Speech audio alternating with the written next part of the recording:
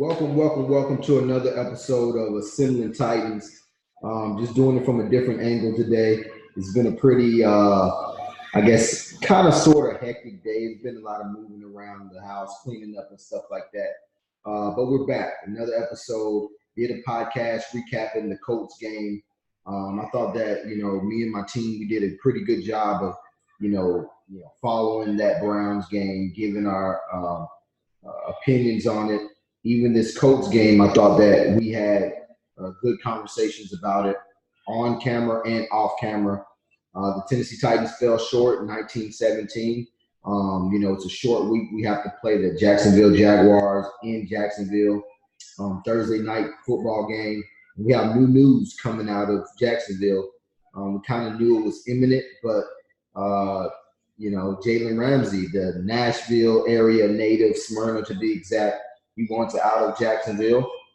And usually when you ask for a trade, you don't play that following week, especially on a short week. So, nothing confirmed, but it seems to be saner heads will prevail and say that Jalen Ramsey will be unavailable for this Tennessee Titans game Thursday. But backtracking back to the Colts game, just to preface and say what I thought was very important for that Tennessee Titans offense to start. I feel like the Tennessee Titans being led by Marcus Mariota, that understanding where your checkdowns were versus that cover two Colts defense, working off of your predictability and using some unpredictability in it, and, staying true to who you are in terms of the Derrick Henry, riding that Derrick Henry wave. You have to be kind of a few steps ahead when you play a cover two defense. And if you watch the game, for those that didn't, Marcus Mariota was extremely sporadic in the pocket. His throws, several of his throws were errant, and pretty much didn't trust his checkdowns, didn't do anything of the game plan that, I've been studying this team for quite a while, and versus that cover two. They bend but don't break. That team collectively rarely beats themselves. So you have to go and take it. And, part of the reason why they lost that game was the decision-making from the head honcho, Marcus Mariota, as well as a very conservative game plan, which it was good enough to win. But with that quarterback play, those two didn't marry very well in that game, and were able to put up 17 points. Possibly 20 off of a missed field goal. Defensively, I thought it was, once again, good enough to win. They gave up a 55-yard run late in that game that kind of, I'm not going to say the nail in the coffin, but it certainly didn't help things. But overall, I thought they played solid. They got after Jacoby Brissett, didn't wrap him up very well. So that's something that we might be looking for in the draft next year, and several things that we're going to be looking for in the draft next year. But I think the defense is right on schedule. I can't really have much criticism for the defense other than that long run at the end. I thought they got after Jacoby Brissett.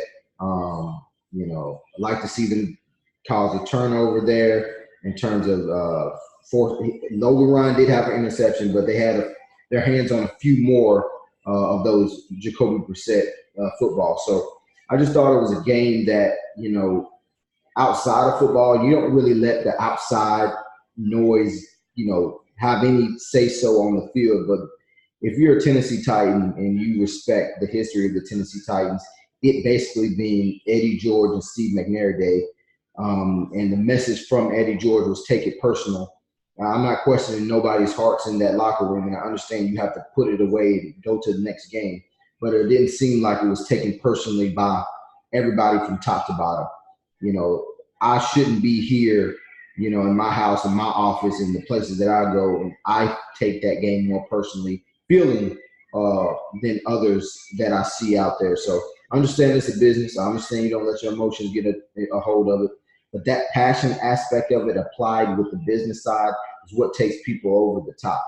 And what I mean by that is excellence. So I'm very disappointed in the loss, but, like they say, you got to keep moving, and you do. So this is where we're at today. We're preparing for the Jacksonville Jaguars Thursday night. and that's where we're at. But this game certainly has me looking at potential quarterbacks in next year's draft and next year's free agency. It's definitely got me looking at potential offensive linemen in next year's draft and bigger, stronger, longer defensive linemen as well. Just projection because 21 times, last 21 times we lost 18 times to the Colts.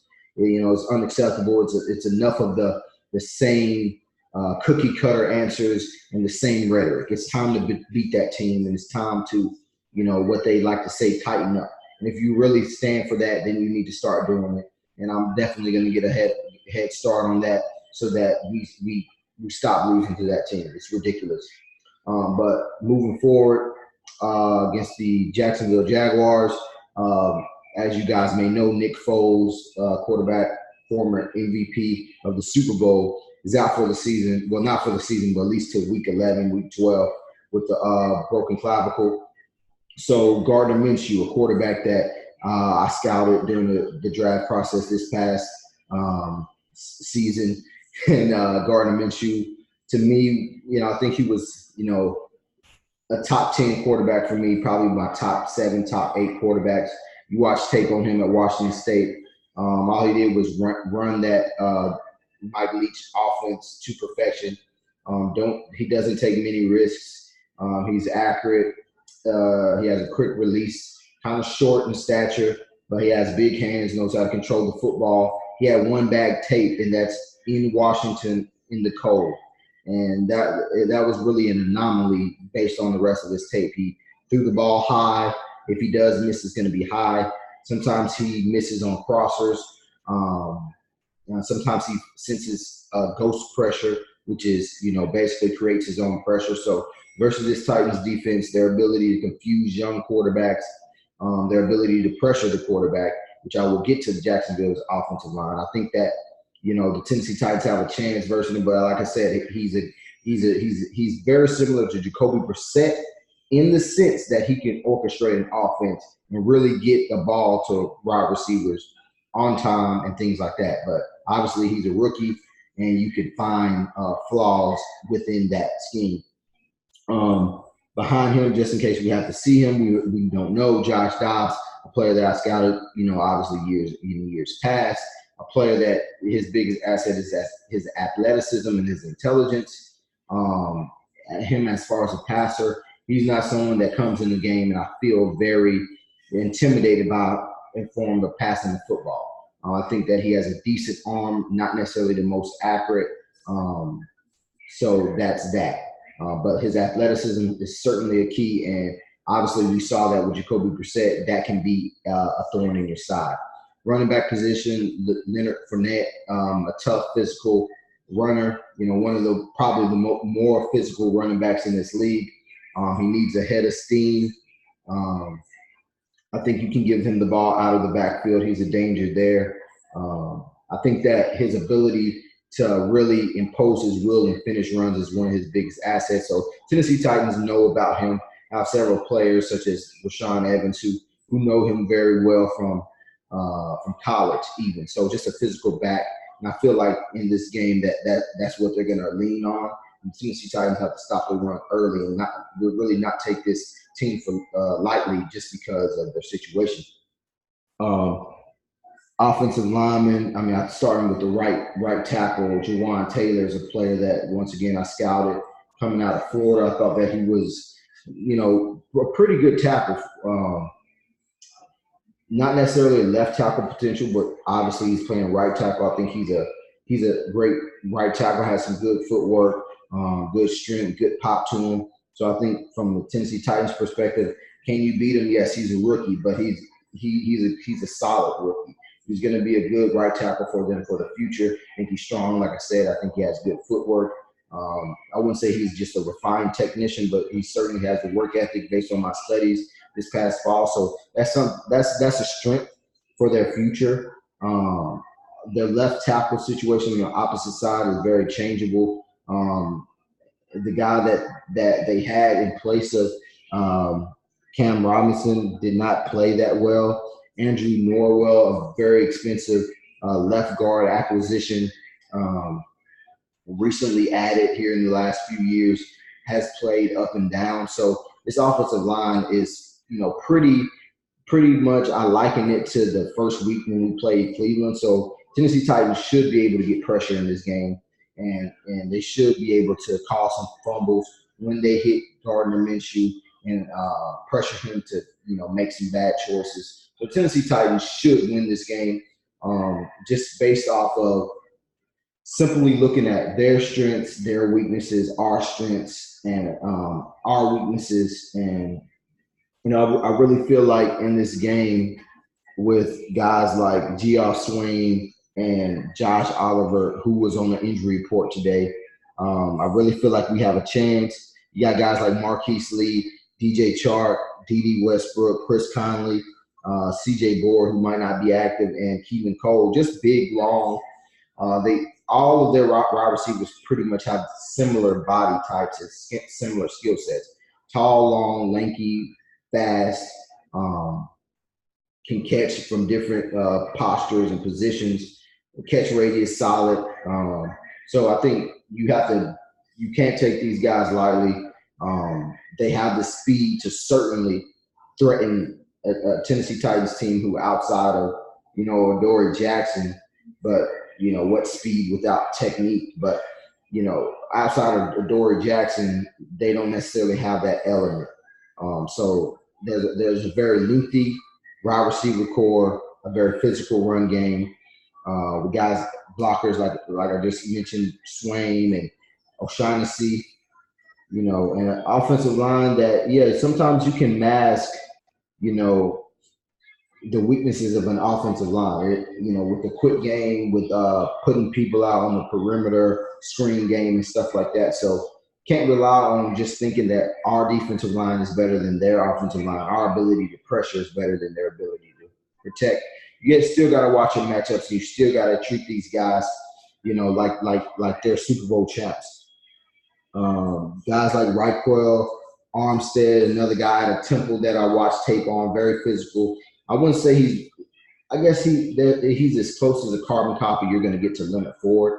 I think he's a little bit he has a little bit more sustained speed, meaning that he has a better long speed, probably even better short area speed and flexibility. He's just a tough runner, finishes his runs as well. So I think that's a good, if they're thinking about moving on from Leonard Fournette, I think that's a good replacement in terms of stylistically, because they're very similar. Then you got Tyler Irvin, a guy that a few years ago coming out that just a speedster, special team guy. He should see some action in the reserve role, returning the football behind D.D. Westbrook and DJ Chark. Speaking of those guys, D.D. Westbrook is going to be a punt returner. DJ Chark is going to be the kick returner. And Tyler Irvin, like I just said, is going to be, the reserve kicker. Josh Lambo has been in the league for a while. Long slapper Matt Orzert, I should say. Place kicker Logan Cook, or punter, I should say, is Logan Cook. Defensively, we've seen Miles Jack. We know what he can do. He's a guy that, if you follow me, you know that, he would have been my second-round pick for the Tennessee Titans in that 2016 draft. It's a fast, instinctual player who excels at coverage at the linebacker position. If he was a rusher, I'm not sure Jacksonville employs him much as a rusher. I believe he could have developed into a great rusher in a 3-4. This defense is a 4-3. Their base is a 4-3. They still run nickel.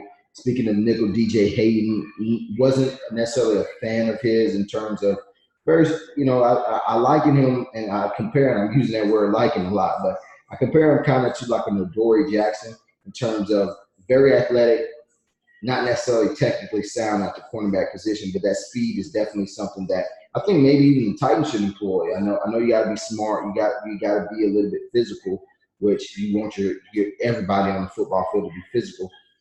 But they blitz DJ Hayden off the edge, and man, he has super speed getting to the quarterback. So that's something the Titans have to watch.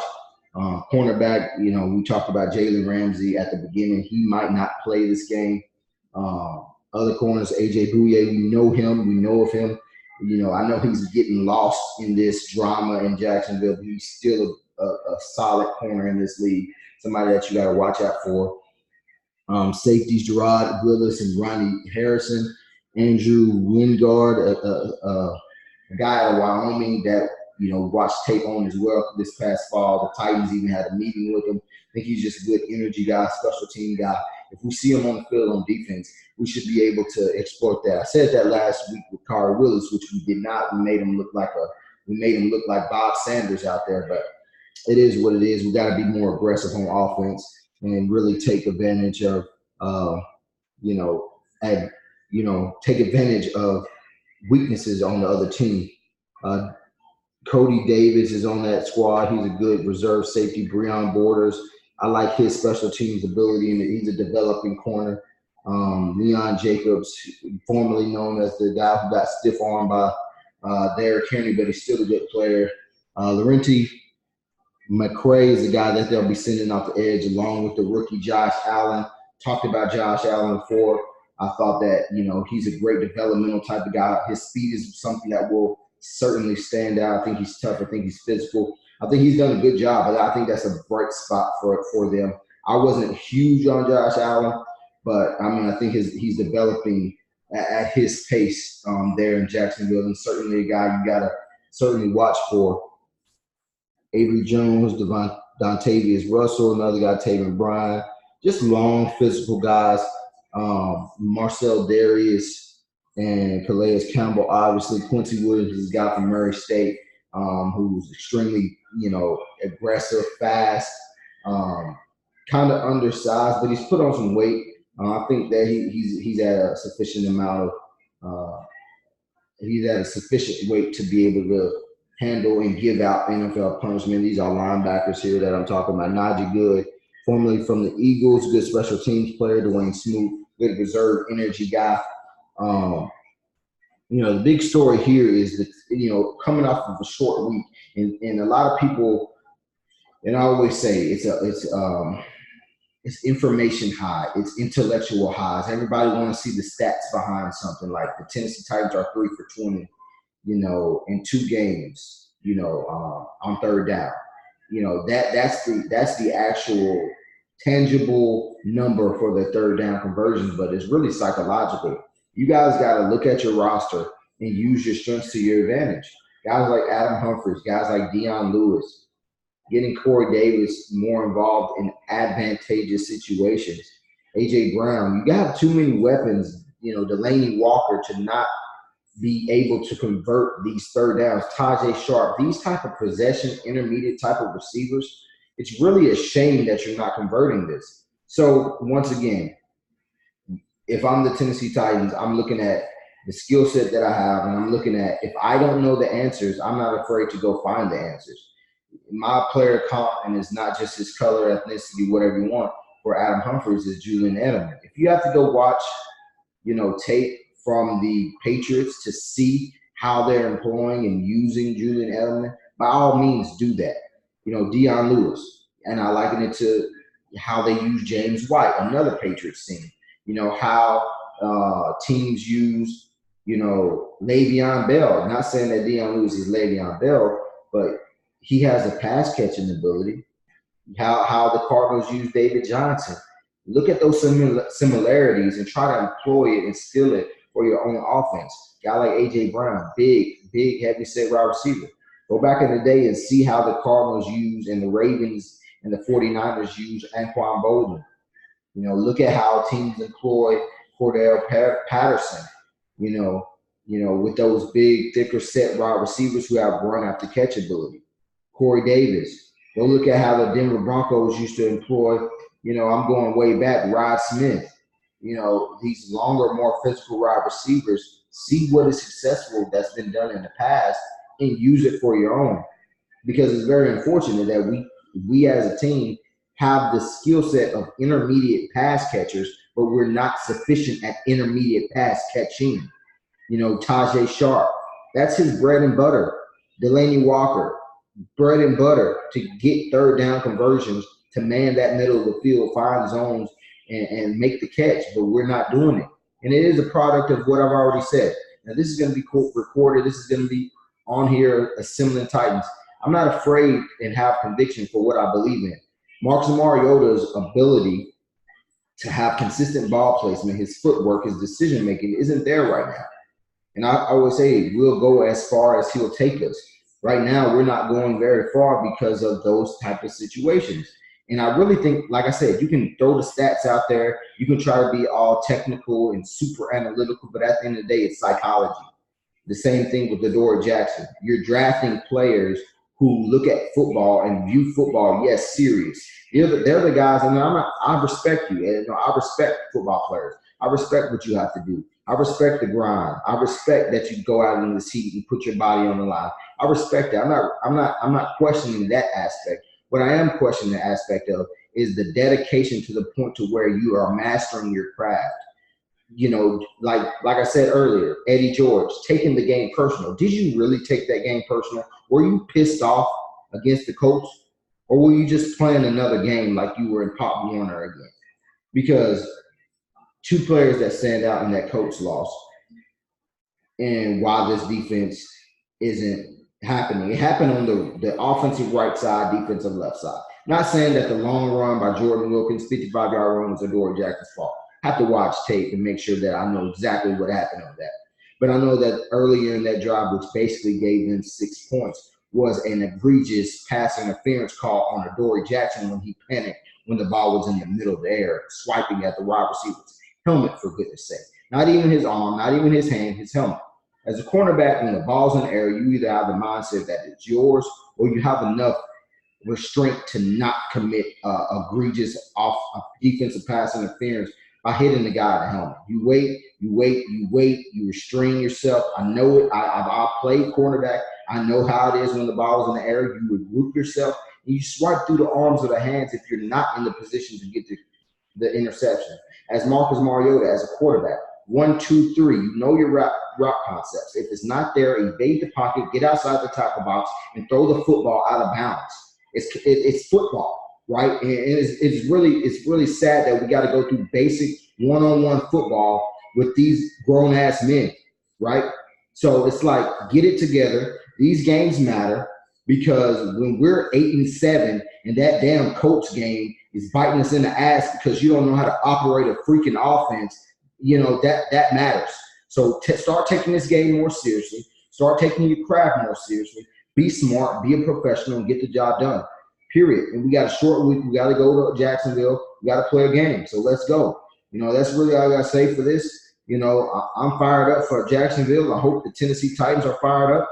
You know, I've had several efforts to be on that team, to assist that team, including things that I believe that will help work. And, you know, it is what it is. So continue to do what you're doing, you know, because passion doesn't die. Contracts expire, though. Thanks. Tighten up, assembling Titans, ready for another week of this game. Let's go, man.